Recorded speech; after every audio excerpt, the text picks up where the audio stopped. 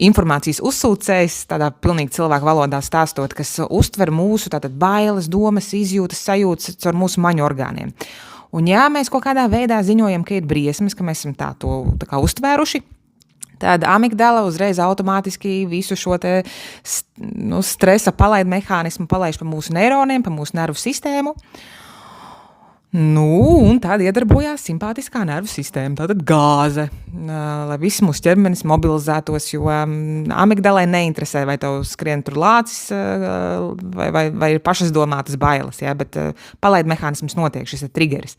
Un tād pa ceļam, es tā kā pasaciņu stāstu, bet tādā vienkāršā valodā, lai kurš mēs no mums saprastu.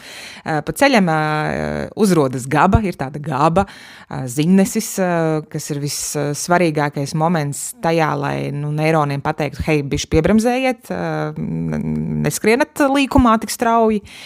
Bet tā GABA pie tādas lielas stresa bieži vien nespēja nobremzēt šos te neironus. Neironi traucas tālāk ar savu ziņošanu. Bet GABA, protams, arī GABA ir svarīgs moments, lai mazinātu trauksmi, lai šis bremzes nostrādātu. Un arī, piemēram, trankvilizatori strādā tieši ar GABu. Mums visādi šķidrumi, kas mums grādīgie šķidrumi, palīdz šo te GABu aktivizēt.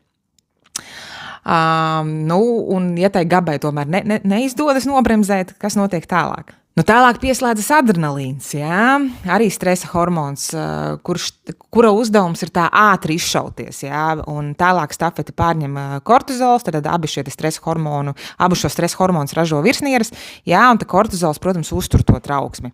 Un dēļ tā krītās arī serotonīns, ar serotonīnu tas ir tas mūsu miera hormons. Miera un labsajūtas hormons. Ar to parasti strādā antidepresanti, bet ja mēs nerunājam par medikamentiem, šī video message man nav tagad izklāstīt tikai to, kā strādā trauksme, kā strādā trauksmes mehānisms, bet par to, ka nav gluži tā, ka kortizols, tikai un vienīgi atrisinot kortizola jautājumu, tev nekad vairs nebūs trauksme. Ja? Viss sākas ar to trigeri. Ir jāsaprot, un arī, piemēram, kas vēl ražo kortizolu, arī, piemēram, imūnsistēma. Ja mums ir dažādas veselības problēmas vai jebkāda slodze organismam bijusi, infekcijas saslimšanas vai, nezinu, jebkas, kas mūsu organismam dod lielu slodzi, arī tad caur imūnsistēmu tad kortizols saņem šo ziņu. Bet vēl vienreiz, trigeris, kas ir tas sākums?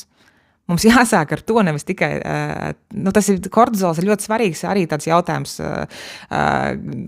kurš ir jāspēj, tā kā nomierināt, teiksim tā, bet tas nav visa pamats un tas nav atrisinājums nekādā mērā.